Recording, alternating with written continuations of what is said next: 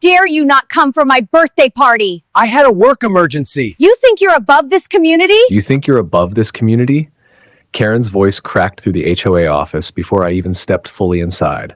I held the bright pink envelope in the air. You fined me $500 for missing your birthday party? She didn't blink. Yes, she said calmly, folding her manicured hands on the desk. It was filed as a mandatory community engagement event. I laughed. Wrong move. Her eyes hardened. Section 8B of the bylaws allows the board to require participation in bonding activities. It was cake and balloons, Karen. It was unity, she corrected, which you failed to support. The room smelled like cheap lavender air freshener and ego. She sat there like a monarch disguised as a volunteer. I walked outside to the community board by the pool. There it was, a crooked paper flyer. Community engagement event, Karen's birthday bash, attendance mandatory. No date stamp, no board vote, no quorum notice, nothing. Just her name in glitter font. That night, I texted 3 neighbors. James across the street, $300 fine for early departure. Miss $250 for insufficient engagement. One guy whispered he got cited for lack of visible enthusiasm. This wasn't a party, it was a loyalty test. The next morning, I requested an emergency board meeting. Denied. Non-issue, Karen emailed back. 2 days later, another letter hit my mailbox. Second violation. Failure to comply, $150 added. My pool keycard stopped working that afternoon.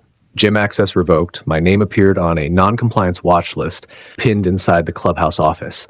Karen had turned cake into a weapon. And that's when I realized something. This wasn't about money. It was about obedience. She thought I'd pay quietly. She thought embarrassment would keep me small. She thought fear was permanent. She was wrong.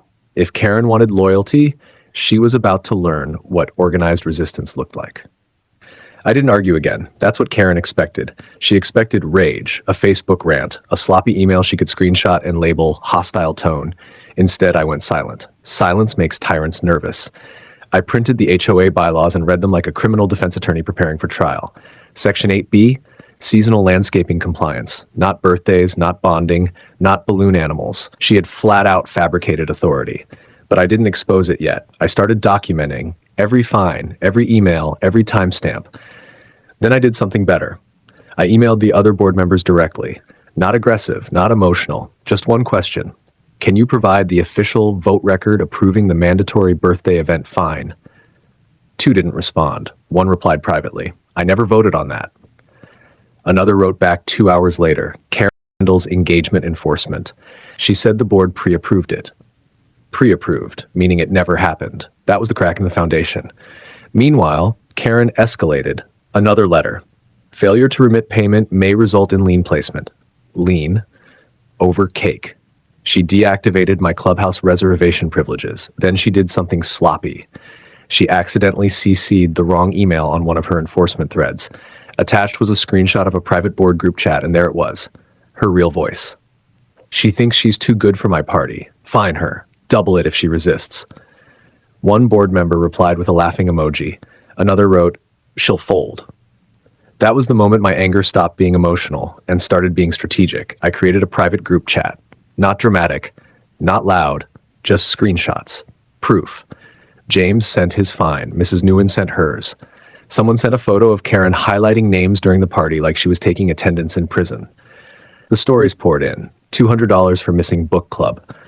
$150 for low participation at yoga. A warning issued for not clapping. She wasn't enforcing bylaws, she was building a monarchy, and she had no idea we were quietly building a case. I consulted a lawyer 3 blocks over. He listened, smiled once. She doesn't have authority to issue that fine, and if she fabricated board approval, that's breach of fiduciary duty. Breach. That word echoed. I didn't move yet. I let Karen keep sending notices. Each one was another brick in the file. Each threat made her look stronger. Each email made her legally weaker. And the best part? She thought my silence meant submission. She had no idea I was preparing a public execution. You will not disrespect this board in my presence. Karen's voice cracked across the clubhouse before the meeting even officially started. She was standing at the front, pearls tight around her neck, clipboard pressed to her chest like a shield. I hadn't even spoken yet.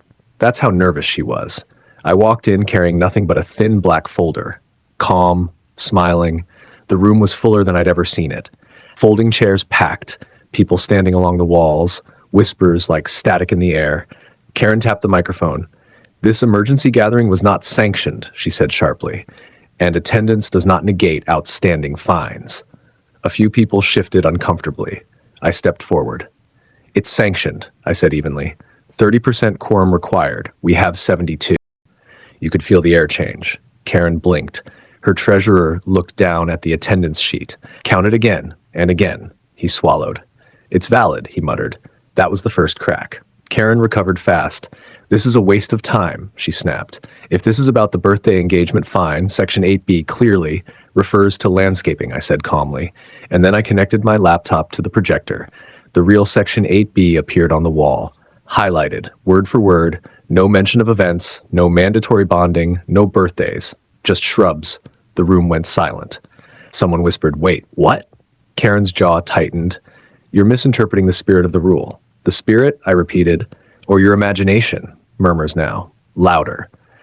I clicked to the next slide. Screenshot. Board group chat. Her message in bold. "She thinks she's too good for my party. Fine her. Double it if she resists." Gasps. Actual gasps. Karen lunged forward. "That was private." "Not anymore," I replied. Another slide. List of residents fined for non-attendance. Another slide. List of residents fined for leaving early. Another slide. Fines for low engagement. One neighbor stood up. "You fined me for not smiling?" "Yes, because you were visibly negative." The room erupted. This wasn't whispering anymore. This was outrage. Karen tried to regain control. "You're twisting this. I have always acted in the community's best interest." "Then why," I asked calmly, "did 2 board members confirm there was never a vote?" Every head turned toward the board table. The treasurer avoided eye contact. One member quietly said, "There was no formal approval." That was it. The crown slipped. Karen looked around the room. For the first time, she wasn't in control. She wasn't feared. She was exposed. A woman in pearls who fined people for skipping her birthday. Someone from the back shouted, "Can we vote her out?" I didn't smile, but I felt it. The shift. "We can," I said, "and tonight we should." Karen's voice shook now. "You can't just remove me. I built this community." "No," someone replied from the side. "You ruled it." Ballots were distributed. Rain started tapping against the clubhouse windows. It felt cinematic. One by one, hands raised. Some people stood to make it clear. 47 votes to remove, 3 against. Karen didn't speak when it was announced. She just stared forward. Pearls, clipboard, silence. And in that moment, she realized the party was over. Karen didn't cry when the vote was announced. She didn't argue. She didn't beg. She just stood there gripping her clipboard so tightly her knuckles went white. 47 votes to remove. 3 against. Official. Recorded. Final. The temporary president stepped forward and calmly said, "Effective immediately, Karen is removed as HOA president pending full financial review." That word hit her like a slap. Review. She tried one last power move. "You can't audit me without cause." I stepped forward slowly. "Oh, there's cause." I slid a second black folder onto the table. Inside, every unauthorized fine, every fabricated citation, every misused enforcement letter, every email where she threatened liens over social events. And one more thing, a certified letter already sent to the state HOA Oversight Division. Gasps again. The treasurer's face drained of color. Because once you open the door to financial review, you don't control what walks in. Within a week, an independent audit was announced. Turns out Karen hadn't just fabricated birthday fines. She'd redirected late fees into a discretionary community improvement account she solely managed. No embezzlement proven, but enough irregularities to trigger formal investigation. Then came the legal consequence. 3 residents, including me, filed a joint civil complaint for abuse of authority and unlawful financial penalties. Not dramatic, not emotional, clinical, precise. The HOA's insurance refused to cover her because the actions fell outside approved board authority. Meaning? Personal liability. Karen hired a lawyer, expensive one. But the evidence was brutal. Her own emails, her own group chats, her own fabricated interpretation of Section 8B. Settlement came quietly. All bogus fines refunded. Legal fees partially reimbursed. Formal written apology issued to the community. But it didn't end there, because humiliation lingers longer than paperwork. 2 weeks later, Karen tried retaliation, anonymous complaint filed against multiple residents for harassment. It backfired. IP traced, origin confirmed, from her home Wi-Fi. That was the final nail. No more sympathy. No more whispers. Just reputation collapse. The neighborhood group chat changed overnight. Memes appeared. Someone posted a photo of shrubs labeled Section 8B Enforcement Division. People laughed openly now. Not cruelly, but freely. Karen stopped attending meetings, stopped walking her dog during daylight, stopped making eye contact. And then the sign appeared. For sale. No dramatic goodbye, no speech, no apology tour, just a moving truck at sunrise. I stood on my porch with coffee in hand as boxes disappeared into the back of that truck. She looked smaller somehow, less queen. More ordinary. She glanced up once. Our eyes met. No rage left. No authority. Just the quiet understanding that power borrowed from fear always expires. She got into her car, didn't wave, didn't smile, and drove out of the neighborhood she once ruled with birthday fines and fake bylaws. The silence afterward? Peaceful. Kids rode bikes without citations.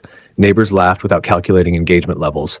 No more pink envelopes. It wasn't about revenge. It was about knowing when to stay calm while someone else builds their own collapse.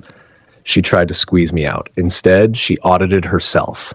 And the neighborhood will never forget who pulled the thread. If you want more Ruthless HOA takedowns like this, make sure you like, comment, and subscribe to Ruthless HOA Tales. Tell me in the comments, did Karen deserve everything that happened? And more importantly, would you have folded?